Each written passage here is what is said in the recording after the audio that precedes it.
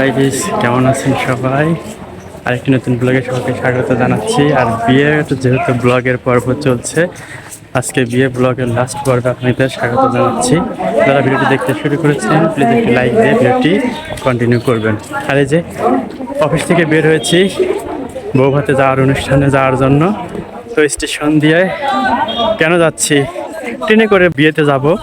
একটা মজার বিষয়, কিন্তু এখান থেকে মাত্র হাফ কিলোমিটারও না, কিন্তু আমরা ট্রেনে করে বিয়েতে যাব।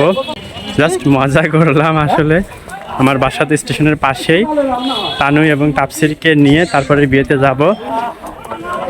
আসলে মেইনলি ওদেরকে বলছিলাম যে একদম রেডি হয়ে থাকবে, আমি রিক্সা নিয়ে গিয়ে তোমাদেরকে নিয়ে যাব। তো তানুকে ফোন দিলাম, সে বললো যে তার আর একটু দেরি হবে রেডি হতে। তো রিক্সা নিয়ে গিয়ে আসলে তারা থাকা লাগবে, রিক্সাওয়ালা তখন থাকবে না। তো আমার তো বাসা পাশেই, তো ভাবলাম তাহলে যাই, বাসায় যাই, গিয়ে তারপরে ওদেরকে নিয়েই যাই। আমাদের অনেক প্রিয় ভাইয়া আপুরা অনেক সুন্দর সুন্দর কমেন্ট করেন, কিন্তু কমেন্টগুলো তো ঠিক মতো পড়তেই পারি না। আর আসলে মানে এত ব্যস্ততার মধ্যে ভিডিও বানাতেও পারি না। অলমোস্ট মাঝখানে কয়েকদিন করে গ্যাপ হয়ে যায়, মানে ঠিক মতো সময় দিতে পারি না। তারপরেও ভালো লাগা থেকেই করি, আর ইনশাল্লাহ করে যাব।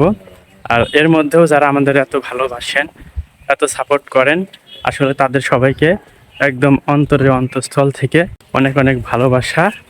প্লিজ এভাবে আমাদের পাশে থাকবেন। আমি কিন্তু একদম বাসার কাছাকাছি চলে এসেছি, আর অল্প কিছু সময় লাগবে।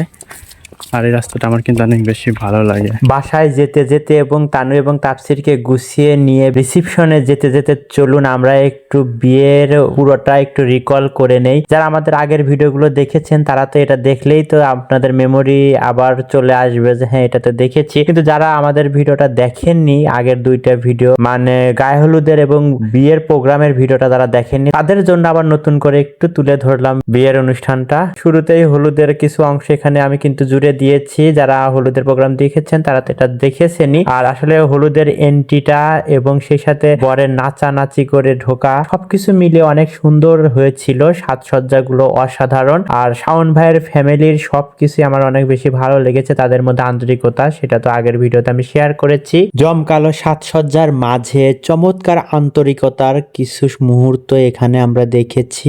অনেক সুন্দর একটি পরিবার এবং অনেক সুসম্পর্ক মণ্ডিত কিছু সম্পর্ক এখানে ফুটে উঠেছে। সব বন্ধুরা মিলে আমরা অনেক বেশি মজা করেছি। আর এই বন্ধুত্বের সার্কেলের মধ্যে আমি একটা পার্ট হওয়াতেও আমি কিন্তু আসলে অনেক বেশি হ্যাপি। সম্পূর্ণ নতুন জায়গায় অল্প সময় এত ঘনিষ্ঠ একটা বন্ধনে আবদ্ধ হওয়াটা সত্যি অন্যরকম একটা বিষয়। গায়ে হলুদের অনুষ্ঠানে যেরকমটা মজা করেছি সেরকম পরদিন কিন্তু বরযাত্রাতেও আমরা অনেক বেশি এনজয় করেছি। অনেক দূরের পথ, আমার সেই চিরচেনা পথে নস্টালজিক হয়ে গিয়েছিলাম। পুরোটা পথ আমি সেই চিতিকাতরতার মধ্যেই জড়িয়েছিলাম। যাই হোক, এই শীতের রাতে বউ বাচ্চা নিয়ে কিন্তু বিয়েটা অনেক বেশি এনজয় করেছি। আর অনেক গর্জিয়াস ভাবে সাজানো, অনেক সুন্দর এক মনোমুগ্ধকর একটা পরিবেশ ছিল, খুব ভালো লেগেছে। তো বাসায় এসে আবার চেঞ্জ করে বৌভাতে যাচ্ছি। পণ্ডিত সে একা একাই যাচ্ছে, সে বলছে তাড়াতাড়ি চলো তাড়াতাড়ি চলো, বাস আমাদের রেখে চলে যাবে। ও মনে করেছে বাসে করে যেতে হবে।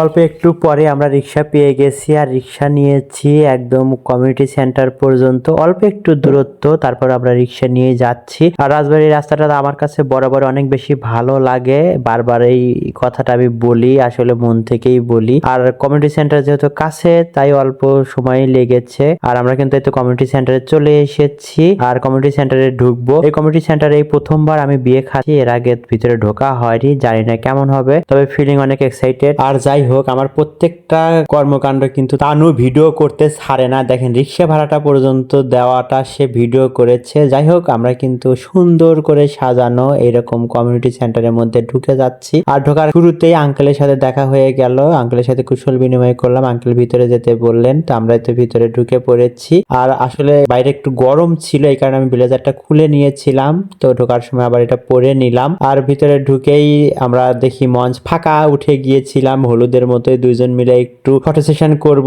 রং ঢং করব, কিন্তু কি আর অবস্থা, কেবল ছবি তোলা শুরু করেছি অমনি বরকনে এসে হাজির। এখন তাদের মঞ্চ তো আর আমরা দখল করে রাখতে পারি না, তাই বাধ্য হয়ে মঞ্চ ছেড়ে দিলাম। বরকনের কিন্তু ফটো সেশন করা শুরু হয়ে গেছে, আর এই সুযোগে আমিও কিন্তু কিছু ছোট ছোট ক্লিপ নিয়েছি। যাই হোক, আমরা কিন্তু শুরুতে বরকনের সাথে ছবি তোলার একটা সুযোগ পেয়েছি, কনের সাথে কয়েকটা ছবিও তুলেছি, কিন্তু বর তো ব্যস্ত মানুষ, এদিক সেদিক ছোটাছুটি করছে, তার সাথে আর ছবি তোলা হয়নি। বর আসার পরে বর কনে মিলে কিছু ফটো সেশন করা হলো, তারা কাপড় কিছু শুট নিল, সেই সময় তো আসলে আমাদের ছবি তোলা হয়নি। মাশাআল্লাহ বর কনেকে কিন্তু অনেক সুন্দর লাগছে, আর শাওন ভাইকে তো যে কি হ্যান্ডসাম লাগছে, বরের সাজে একদম অন্যরকম একটা লুক দিচ্ছে। মাশাআল্লাহ নবদম্পতির জন্য সবাই অনেক অনেক দোয়া করবেন, তারা যেন তাদের দাম্পত্য জীবন অনেক সুখী সুন্দরভাবে অতিবাহিত করতে পারে।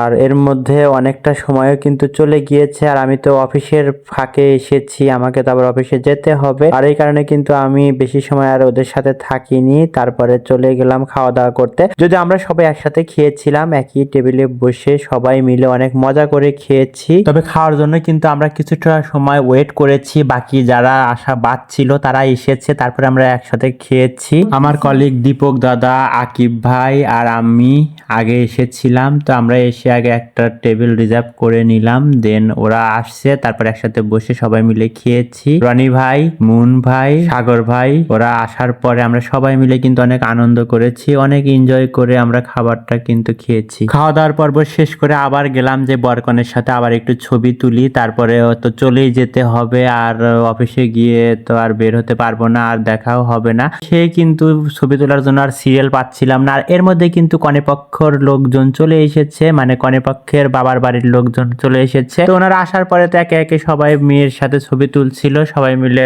আসলে অনেকটা সময় আর কি তারা ছবি তুলছিল, আর আমরা তো ছবি তোলার স্কোপই পাচ্ছিলাম না, তো এক ফাঁকে কিন্তু আমরা কয়েকটা ছবি তুলে তারপরে এখন আর কি চলে যাব। তো যাওয়ার আগে অবশ্যই গিফট তো দিয়ে যেতে হবে, আর আমরা কিন্তু গিফট দিলাম। আসলে আজকের ভিডিওতে যে কি দিয়ে কি বলছি আমি নিজেই জানি না, ঠিক মতো কথা বলতে পারছি না, কথা গুলিয়ে যাচ্ছে, পেঁচিয়ে যাচ্ছে, কি যে বলছি, আসলে শরীরটা ভালো লাগছে না, এখন ভালোই রাত হয়েছে, শরীরটা অনেক টায়ার্ড, কিন্তু ভিডিওটা কেন যেন মনে হচ্ছে যে শেষ করে ফেলি, অনেকটা দিন হয়ে যাচ্ছে, বিয়ের সবগুলো ভিডিও শেষ মানে দিতে পারছি না, এই জন্য আর কি টার্গেট নিলাম যে একটু তাড়াতাড়ি করে শেষ করে ফেলি। আসলে আর কি দিয়ে কি বলছি তার জন্য আসলে ক্ষমা চেয়ে নিচ্ছি, আমি সেভাবে সাজিয়ে গুছিয়ে কথা বলতে পারছি না, ঘুমও ধরেছে, শরীরটা অনেক টায়ার্ডও লাগছে। তো যাই হোক, সবাই ক্ষমা সুন্দর দৃষ্টিতে কিন্তু দেখবেন।